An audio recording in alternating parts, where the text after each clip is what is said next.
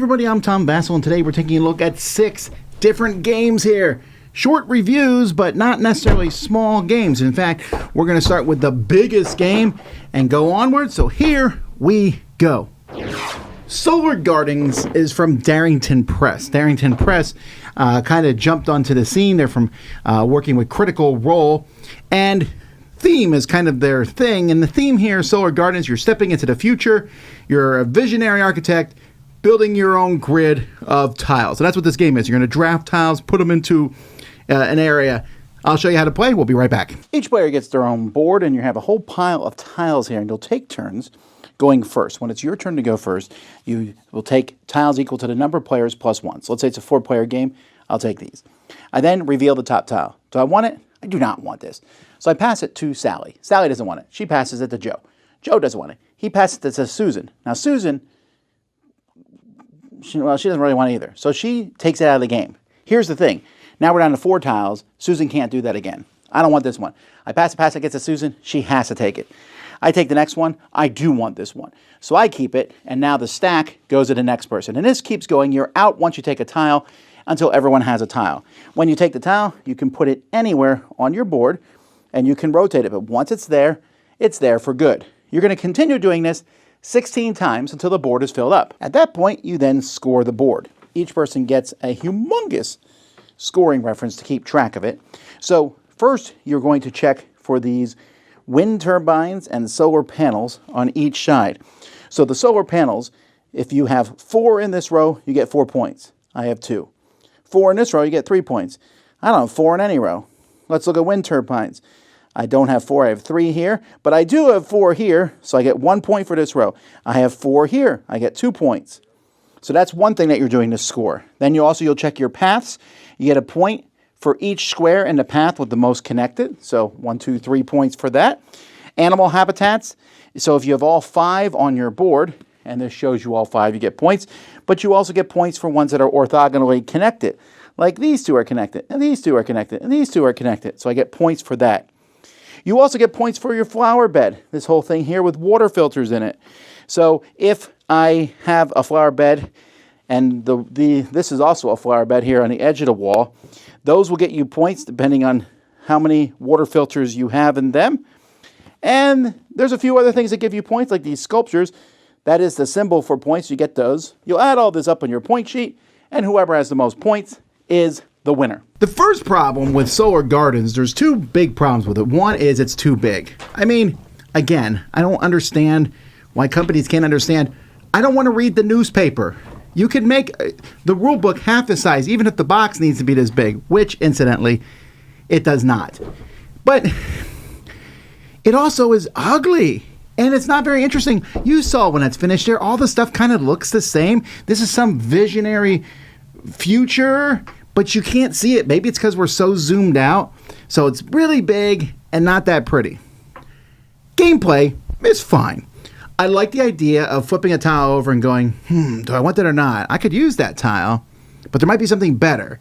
But if I pass this tile on to someone else who will take it or not, passing it around, I might not get a better tile down here. So that's an interesting, fun aspect. If you're the last person, you're like, I'm going to get stuck with one of 2 tiles. You're never stuck with a single tile. You always have the ability to pass 1 tile in a round.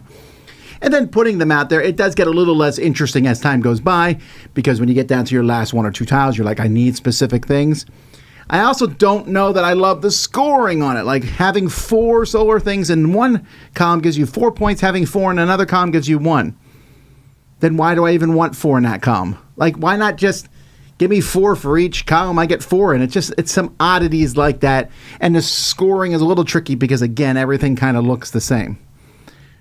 But I don't mind it. I'd give Solar Gardens a 6 out of 10. It's too big. I can't recommend that someone gets something this big on a shelf when I don't think the game is that big. And there's lots of these games where you build grids and do things. I don't know that this one really stands out. But it was inoffensive. It's fine. It's interesting. That's Solar Gardens.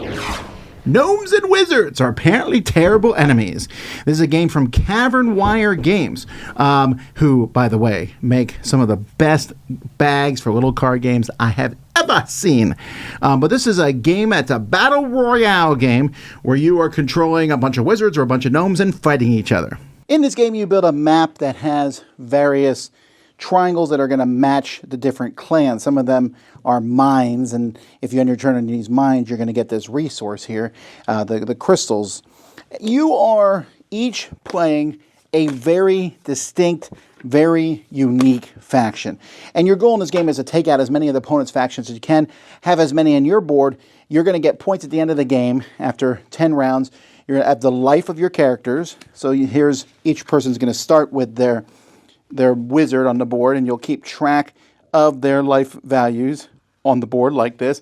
So you get points for that and all your units that you have, plus any units that you destroy will give you points.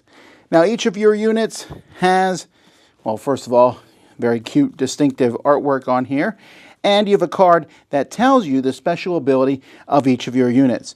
You're going to be, on your turn, rolling 4 black dice. And if you have more units on the board, you might even add more pink dice to that. When you roll them, you can pick up dice and re-roll them. And you're going to be using these dice to mine crystals. You have movement on each character that you have. Will show you how far they can move, but you can spend dice to add to movement.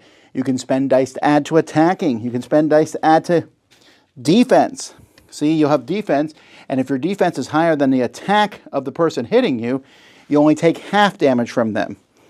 And you also are going to be collecting crystals to both summon creatures and to get these very powerful, but very hard to read, cards that you can use over the course of the game. Also, as the game goes by, these triangles are going to start coming out. Each turn, players are going to take turns removing them, so the battlefield is going to get smaller and smaller. The symbols on the tiles are basically where those different creatures can be summoned. And that's it. Players on their turn are going to be rolling dice, activating those dice to move their wizard, summon more creatures, moving those creatures, going around fighting each other, and so on and so forth, until after the 10th round, you'll add up points, leftover hit points, plus creatures that you've destroyed. So who's going to win? The gnome tribe, the wizard tribe, or the gnome? The reason 2 of them are gnome and 2 are wizards is because you can also play, and this is the actual main way, where the 2 gnomes are fighting the 2 wizard tribes. But again, they are very different. This game has kind of an old school look to it, right? Like from the 80s type thing. I really think they could have made it look better. I don't mind the artwork on the stuff, but your wizard is a tall cylinder. Or a cone, I mean. That's a wizard hat, I guess. But it doesn't, it just looks not that interesting on the board. The artwork's fine. The rolling the dice, getting your actions is fine. There's a lot to keep track with. It's interesting, but it feels retro, and I'm not sure I'm saying that in an uber positive way. It feels retro for better or for worse, whatever comes with that. So I think it's probably best 2v2. The game does not overstay its welcome. It says 45 to 90 minutes on here. It's probably closer to 90 minutes. And there's a lot of powers to keep track of. After a while, you're like, just tell me what this particular guy does. Oh, he can assassinate someone? Well, then I'm going to go kill him. And you fight back and forth. It's elimination to some degree. The board shrinks, so that's kind of a modern concept, the shrinking board getting down in the middle. Collecting the cards. The cards could be amazing or not. And there's not a lot of dice rolling in combat, but you can add extra attack to your combat with your initial die rolling, which is the Yahtzee style re-rolling twice. It's as good. It's not good enough for me to recommend it, I think. I think that this will... Some people are going to enjoy this more than others. I found it to be amusing. I had an okay time playing it. But this one's a 6.5. It just misses for me. I think a better looking board / pieces might help there. Everything is very functional. But it just, again, it feels like I'm playing an older style game. But maybe that's what you're looking for. And if so, then you'll want to check out Gnomes and Wizards.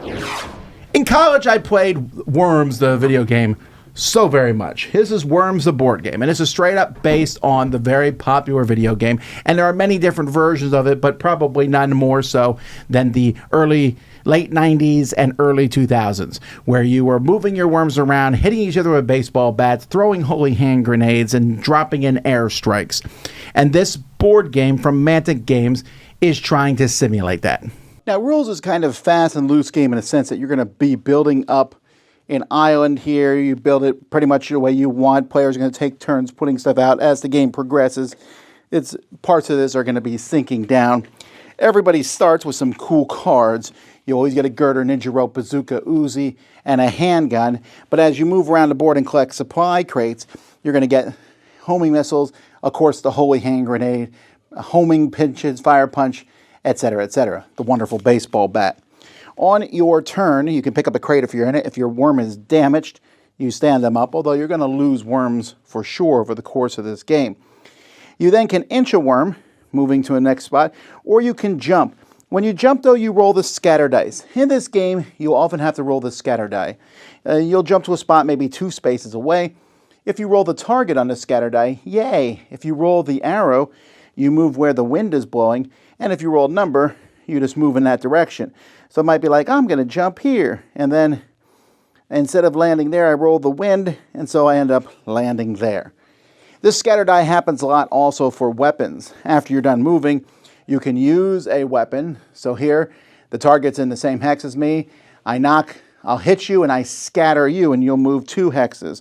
Or a flamethrower will damage everything in the hex, and then put fire in the hex, and then move your target again. Or, of course, I'm sure you all want to know what the holy hand grenade does, or cards like that, the banana bomb, which just keeps scattering and moving and scattering and moving, just like it does in the game. A napalm strike, you can hit anywhere, scatter the target token, damage things. And if you do damage people or kick them off the board, you've destroyed them. Now, at the end of a player's turn, they'll draw a supply card, which will usually put supply crates and barrels, oil drums, which you can blow up. It might get rid of fire on a board, or it might add more fire. It will change the wind direction. You'll roll a die till you land in that spot. And so this is going to just continue on as players are fighting back and forth until finally you get to the end of the game, which might be Armageddon, a nuclear bomb, a flood, etc. And then after that, you're going to determine the winner. When one team is completely eliminated from the board, the game is going to end, and whoever has most worms left wins. If there's a tie, most undamaged worms left will win. And that's kind of the game. Here's the little plastic worms that you can see. There's all sorts of cards. There's tokens as you mine areas that will drop, and the little big craters. There also is cards that tell you what each of the different things do as fire grows out of control and spreads. That's the game. Okay, my rating for Worms the board game is that they did exactly what they were trying to do. They took the computer game and made it a board game. They took everything good or bad about that video game and made it into a board game. I don't think the translation works as well as it should. What I mean is, they did it, it just is funnier and sillier and fun in a video game. And a board game, it's a little bit more fiddly to move around the pieces. So I'm giving it a 6. It's not necessarily bad, but you're getting what you go for. I'm going to go through, I'm going to shoot a bazooka at this spot. Oh, it hit this spot, which made that that barrel explode. And then this happened. And this burned over here, and I just killed 2 of my worms. And you know what? That happened in the video game. I would throw that banana, and it would blow, and then go over here and blow, and I just killed all my worms. Of course, I had more than 4 in the video game. You had a whole lot more worms. And the silliness of it was like, we'll just play again. And you know what? If that's the case, and that's how you feel about board games, this will work. Mantic makes good miniatures. The miniatures look fine. The cards and everything follows through, but it's almost the whole game feels like it revolves around those scatter dice. I'm jumping, I'm shooting, I'm doing this. Roll the scatter dice, roll the scatter dice, roll the scatter dice. And there it goes, and you just blew up half the island. That's amusing to some degree, and I had fun playing it. I'm just not sure that I want to buy it. So, Worms the board game, if you like Worms the computer game and you want a board game, they did it. But I don't know, maybe a little strategy would have helped to some degree, at least for a board game. But again, what am I going to fault them for? They did what they were supposed to do. So that's Worms the board game. Layer puzzle. This is a game with Tetris shapes, and you're going to put those Tetris shapes on little transparencies. Then you're going to put those transparencies on top of each other, and then you're going to cover up the whole thing. I'll show you. Each player is going to have 4 layer sheets, one for round 1 and 4, then 2, 3, and 4. And you'll notice you'll be able to place them all on top of each other. And you'll start with round 1, and you're going to draw a card. So this card here, everyone's going to play. The first player is going to pick one of the letters. So let's say they pick A, and they say, I'm going to take this block. Then the green player also has to choose A, and then yellow, and then red. Everyone's picking the same thing. Now, when you draw that block on your sheet, let's say I took this square, at least one of it has to be an A. I could do this. I could also do this up here. You know, it could be completely an A, but one of it has to be there. If I just get the coins, then I'm just crossing off that I got some coins down here. You're trying to get coins for points at the end of the game. Everyone's going to do this with a card. Everyone's going to get to be the first player one time. Then you set this card aside, and you'll start doing the same thing with the next card. Let's say I have some squares on this one, and so on and so forth. And at the end of the game, you're putting these on top of each other and hopefully crossing off the entire grid, which I don't think is possible. You're going to get -1 for every blank that's still showing at the end of the game, +1 for every coin that you've crossed off, and you get a lot of coins as the game goes by. And then whoever has the highest score, which is likely going to be negative, wins, and then if there's a tie, most gold coins breaks that tie. I should also mention that there's an alternate set of cards where you have these weird diagonal Tetris shapes. And the game also comes with these, which just helps you if you want to rotate or flip shapes so you know exactly how they look. So this game has Tetris shapes and memory, because you're not supposed to look at the sheets you already filled in. So you're like, I think I filled in a bunch of A. So I think that's going to turn some people off to be like, I don't want to have to remember exactly where I put all my shapes, because that's really the only reason you use the different transparencies. It is satisfying when you put them on top of each other and go, look at how much I covered. I've yet to see anybody even come close to covering everything. I think the fewest empty spots was like 6. I'm sure it's very possible though. The drafting phase is a little weird. To me, it's a little odd. You have these A, B, C, D tokens. Someone puts an A token on the tile, then we all put our A's. But why can't I put my B on that? If I spend the token, what does it matter? It just seemed like an odd rule to the game. It's a gimmick. Hey, I put these transparencies on top of each other. I'm collecting coins, which are positive points, and covering up shapes. So a shape is better than coins because it's usually a 4 size. And then, so I get rid of 4 negative points as opposed to getting coins, but the coins is guaranteed. And yeah, I mean, usually when we played, the coins was always the 4th thing picked off each card. If you play with the weird diagonal Tetris shapes, that's even more hard to remember because they're kind of crisscrossing each other. It's fine. For me, it's a 6 out of 10 because it's not a game that you're going to want to keep coming back to and playing, but I would play it a couple times to see, but I don't know that there's anything here that's going to keep me coming back to it. But hey, if you like that memory aspect mix with a flip and right, then Layer Puzzle is what you want. Lead your dynasty to glory in highly strategic games set in the most prominent temples of the Medang kingdom. That's what this is. You're building a temple, you have a secret color, and different things are going to happen. Here's how it plays. At the beginning of the game, you'll set up one of the setups they show you here. This is just basically to make a shape of the building. Each player is also going to get a tile that secretly shows you what color you are. You'll have a hand of tiles that could be anyone's color, and there's a marketplace below the board. On your turn, you'll play a tile from your hand above one of these numbers here, but you can't exceed the number there. So if there's 2 tiles here, a 3rd tile can't be placed. And then when you're done with that, you will take a tile from the market here and then replace that. When you play the tile, it could have a special ability. Well, they all have special abilities, and it's up to you if you want to do that. One of them lets you play another tile from your hand. Another one lets you take another tile from the market. Another one lets you exchange one with a tile from the same dynasty or the same number. So if I put a 3 maybe, and I could switch that with a different 3 if it was that ability. One lets you remove a tile. Let's say this one's placed here, and I can get rid of an adjacent tile, which would kind of make these things settle down like that.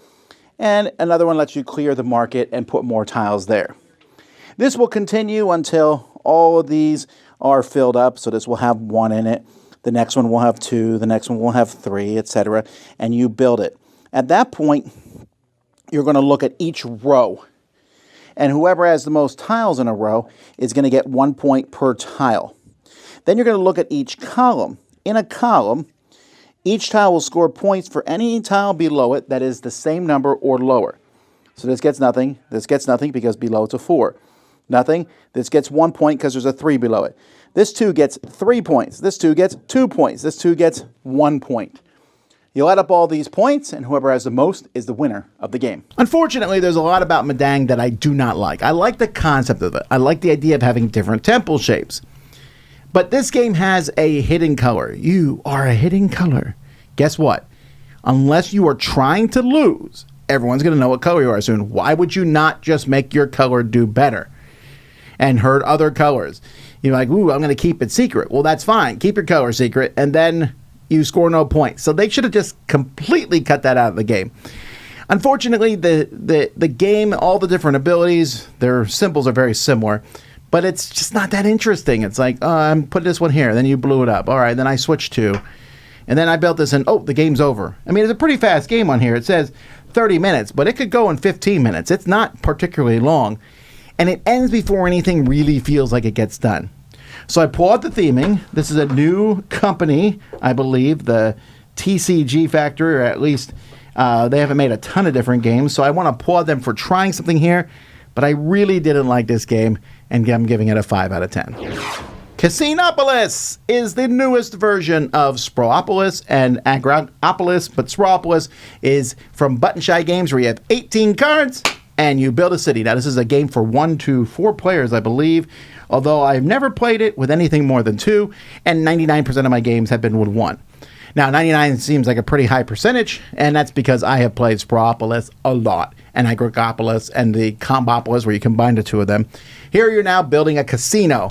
If you've never heard of these games before, it's fine. I'll show you how it plays. The game is composed of 18 cards that show various casinos that are in 3 different colors, red, yellow, and green. Roads on them. Each of the roads has different symbols on them. You're going to put 3 cards randomly face up, and the order here matters. This is your 1-chip card, your 2-chip card, your 3-chip card. And if you're playing solo, you have 3 cards. Otherwise, the first player has 3 cards. They're going to play a card, pass 2 to the next person who has a card, and then draw. And you'll keep doing that till you've placed all these cards. The first card can be placed in the middle table. After that, you will connect them horizontally. This is legal. And in fact, you can even cover 1 or more blocks when placing them. You're not allowed to place diagonally, and you can't place like this, although you can flip them upside down if you want to. You don't have to connect roads, but you can. At the end of the game, when you're finished, you're going to check your score. Now, you need to get the number of points that's shown on the 3 cards you play. The easier it is to score, the higher the number. Here I need to get 22 points. And I'm not starting off so well because every road you have, 1, 2, 3, 4, 5, 6, 7, 8, 9, is worth a negative point. So I'm starting off with negative 9. Your longest road is considered the strip. And on the strip, you're going to get points for the biggest casino of each color on that strip. So the blue is 5, red is 3, yellow is 3. So I have 11, but I lost 9, so I'm only at 2 points. Then you score for each of these. For the first one, this gives me 1 point for every road that has at least 2 turns. That's 2 points. That's not so great. The next one gives me 2 points. Remember, the order matters for each road that passes through all casino types. The third one gives me 3 points for 1 slot icon, and I get that many points in the largest group of that icon. So here I have 4, and so I'm going to get 12 points for that because it's 4 times 3. And in fact, these are always going to score for you if you have at least 3. So here I have 3 lemons. Here I have 4, as long as they're on the same road. So you'll add up your score, subtracting the roads, and if you meet this number here on the side, you win. And these are going to be different every game because not only will the order matter, 1, 2, and 3, but also this one you need 20. But it also has a chance to get you more points. It should be known that I like Sprawlopolis, so obviously I'm going to like Casinopolis. I think this one's a little easier than the other ones. And it only has 3 colors as opposed to the 4.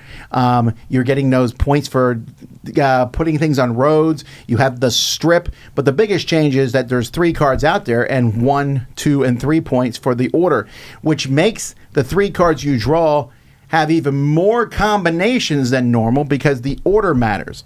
So we're going to permutations rather than just combinations, which makes this one, I think, have even more replayability. I love this game as a solo game. This is a 9 out of 10 for me. I have so much fun trying to build the city, cover things up, and you're sitting there trying to make it so you have as few roads as possible, have a big groups of color, but also following those 3 rules. Now, one thing, this game is a little easier, like I said, because you look at the one that gives 3 points, and that is the rule you follow the most, because it's the most valuable, then the 2 point, then the 1 point. But it has that little fun casino theme of, hey, getting 3 in a row, and some of the little cards have casino-esque stuff to them. But this is my favorite of the 3 so far. Or there might be a 4th one I haven't played. There's a lot of these Opolis little games, but this is my favorite one that I've gotten. I think it's an excellent solo game, easy to carry around and maneuver, so definitely check it out. And there you go, folks. 6 games. I didn't love all of them, but some interesting ideas. What do you think? Let me know in the comments. Maybe you have a different opinion. Tell me. But until next time, I'm Tom Vasel, and this is 6 Short Game Reviews on the Dice Tower. See you next time.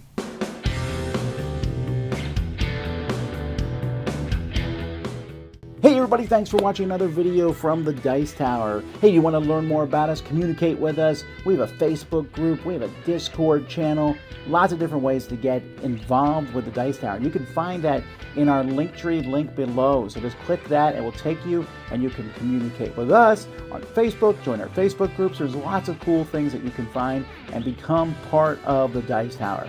Thanks so much for watching. I'm Tom Vasel.